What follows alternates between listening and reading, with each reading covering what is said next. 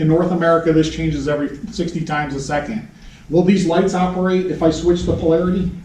If I take the light switch and I move 2 wires, will that work? No.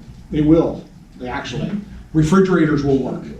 TVs will work. You could switch wires all day long in there. As long as you got 120 volt going to one side or the other, it's going to fluctuate back and forth all the time like that. So any circuit will work. Even air conditioning and gas furnaces will work, but they won't prove flame if you reverse the polarity. Reverse polarity happens on an install usually. When the guys are pulling off a unit and they switch 2 wires on the breaker box, that's when a reverse polarity situation will happen. It's designed that way so it'll shut it down. But just know that any circuit in here, TVs will work, this TV will work if I switch it, the DVD player, my computer will work, any of those will work, but you cannot do it for a gas furnace. It's got to have the right polarity. So how is it achieved? The rectification is the electrical process of converting AC current, which repeatedly reverses direction, to DC current, which flows in only one direction. If in the electrical example below, AC is passing through a bridge rectifier, diodes only allow the current to flow in one direction, resulting in half the electrical signal, but all flowing in the same direction. Your wife's, anybody married in here? I tell this joke at every class. Your wife's at home using a bridge rectifier right now. Any idea what that is? Keep it clean, people. This is a family class. It's your phone. Charging your cell phone. When you plug this in, you're using a bridge rectifier every single day. Your kids are using one too, right? I'm plugging into an AC outlet, right? Is it charging this with AC voltage? No, it's converting it with that little box on there to DC voltage. That's bridge rectifying happen right there. It's a good thing to understand. Because why? There's a battery inside your phone. The batteries are the AC or DC. That's right. So I'm not charging it with AC voltage, I'm charging it with DC, and that's a rectifier happening. So how is it achieved? The flame sensing circuit is designed to function like a bridge rectifier. Flames have very high resistance, which I told you, making it difficult for current to flow through them. They're a terrible conductor. The size of the conductor affects the rate of the current flow through a circuit. The size of each conductor on the opposite sides of the flame will affect the rate of electron flow through the flame. I know it's very scientific, but it's a great process. Whoever came up with this was a real genius. Okay, so you can see it happening right there, right?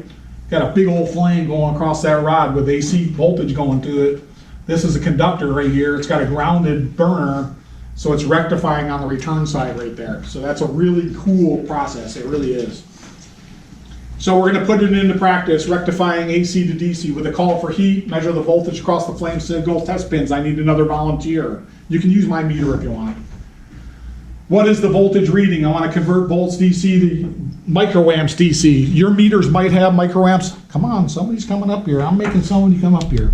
Don't make me be a bad guy.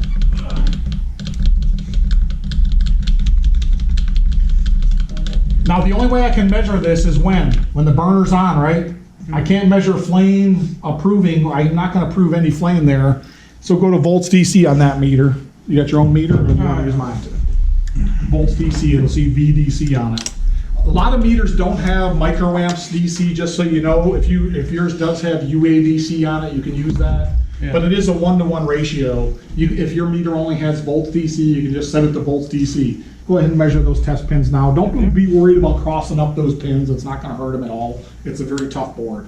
What do you got, 0? It might bounce around a little bit. Bouncing around, but mostly around 0. Mostly around 0. Wait till that burner kicks on. When you see that blue light kick on, tell us what you got. The HSI's got to light up for a second, but you're getting there. Once the burner comes on, go ahead and measure it again. Go ahead. Should what? What do you got? I got 3 volts. 3 volts DC. So that's a really good, strong flame sense signal. You guys will run into this in the field where you're going to have to find out why is the gas valve shutting off this fast. Because you have a very low amperage signal there. It's microamps DC. Can you clean a flame sensor? Yes, you can. You should use 000 steel wool. We'll cover that in a second. But these flame sensors, here's one. Just like that flame sensor right there, they do get corroded up. This one's actually bendable and cuttable. So you guys should have these in your shop. It's got a little bending sleeve on it. Put the bending sleeve on it. Set at the end of your counter. I can make any angle flame sensor I want. And I cut it with a pair of side cutters. Because you'll find them weird angles in the field. You'll find them straight. You'll find them full over 90s. You find them like that. And the instructions are super simple, but you can clean these with steel wool or a dollar bill. Some people say $100 bill, but I'm married and I've never seen one of those. Here's the instructions right here. Very simple. There's your bending angles, right? Inside, if I'm taking out one of these, no change required. If I'm taking out one of these, I gotta cut it. Taking out one of these, I gotta bend it, bend and cut it. That's something you guys will have on your service trucks in the field, hopefully. Because it can be a pain in the ass when you got one of these in the field and it's a weird angle and you go to Johnstone, he's got 6 on the shelf, but it's not the right one. If you notice, ours has a little ceramic coating on that. It's like a spark plug. See that ceramic coating on there? Mm-hmm. That thing will not crack. Other ones are a lot chintzier than that and they're very dry looking. So he was measuring 3. Go ahead and stay on there. I'm gonna give you a fault. Now measure it. Watch the burner. The burner shut off? Yep. Okay, so his burner just shut off right there. Now you're getting 0 again, right? Yep. So you have 0 flame. I'm gonna flick it back on.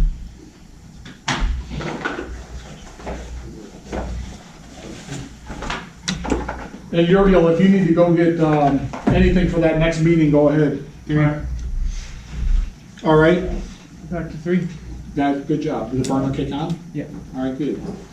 So with a call for heat, he measured across the flame sentinel test pins. We are the only manufacturer that has those. If you did not have those, you would have to follow this lead all the way down to the burner or the IFC, pull that lead off, put it in series with your meter, and then test it that way. Ours is so much simpler. And we have a new version coming out. The new version of this board will actually read it out right on the screen, the LED screen of the board. So that's pretty cool. So key takeaways for flame rectification. In residential warm air furnaces, flame rectification is the predominant industry method to prove that there is a flame present for combustion in order to operate safely. If you guys go on an interview with somebody, just tell them you understand flame rectification thoroughly. I mean, really study it up and you'll blow the guy away. You'll be like, my best guys don't even know flame rectification. How do you know that? Right? I mean, your school's gonna be really good. I mean, you guys could really go out there and get a good job by telling these guys that what you know. So if the IFC does not send out the proper AC current or detect the proper DC current on the flame sensing circuit, it shuts off the flow of gas quickly to prevent possible catastrophe. Flame rectification is an electrical circuit. You guys have basic electrical classes? So you will learn this in class from the furnace IFC board all the way, which is the source, all the way to earth ground, which is the path, when the flame is acting as both a switch and a load. So when the flame comes on, it's a switch, right? It's turning on that flame rectification circuit.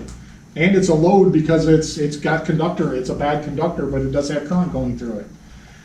Flame rectification occurs in the high resistive flame, and because the fact that the returning AC or electrons are traveling from a large surface area of the burner to a small surface area of the flame rod or sensor.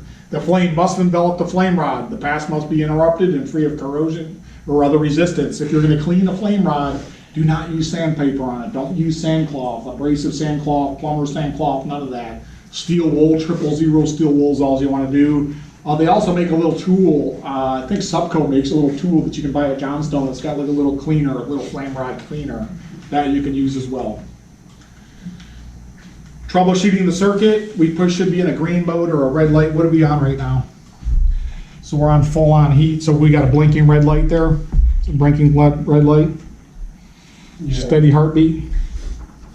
So you can see by the beginning of there, in the beginning it's in standby mode, it's a steady green light. And then when it goes the burner off, it's gonna go back to this blower off delay here. But during the heating mode, it's always a single heartbeat flash. And that's what we just talked about. Troubleshooting the flame rectification circuit, we're gonna do some faults there. Now, when you're testing this in the field, this is where you're gonna actually test it. You would measure 120 volts AC up there and 24 volts in the yellow circle. This is measuring the source of voltage. But on this board, we actually have some ability to do it on those terminal blocks. We talked about the failures. Water damage and heat are the main causes of failure on the source of the boards. We know that we have 120 volt. You guys have already measured that. Some of you measured the 120 volts up there, right? And 20 volts there, correct? So due to the alternating characteristics of a household current flow, polarity is rarely an issue. In a 120 volt circuit, L1 is a hot powered lead, L2 is neutral, right? So if I stuck my meter in there, and that probe right there, and that outlet, there's gonna be a hot side and a neutral side, right? So the hot side's where the voltage is, the other one is just a path to ground, basically. So it's, most loads will operate as long as both lines are applied to either configuration because it's pulsing back and forth all the time. The flame sensing and rectification circuit will not operate properly if the polarity is reversed, and I'll show you that in a second. The AC current flow must flow from the IFC and rectify on the return only. If hot and neutral are reversed, no current will flow from neutral, the power lead to ground. This is where you'll shine as a service tech. If you go out there after an install and the guys cannot figure it out, and you go there and you're like, dude, you gotta just switch these two leads. That's all you gotta do is switch the two leads to fix it. It's that simple. For this IFC, a polarity of the secondary is not an issue. With the other IFCs, that may be a problem.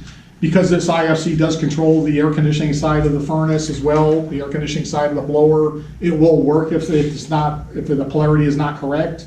However, in the flame rectification circuit, it is important. And with most low voltage loads, polarity is not an issue. In the flame sensing and rectification circuit, polarity is required. An improperly constructed transformer could have the polarity of the secondary reversed right out of the box. Meaning that years ago, there was about 10,000 of these out on the street that the sticker was improperly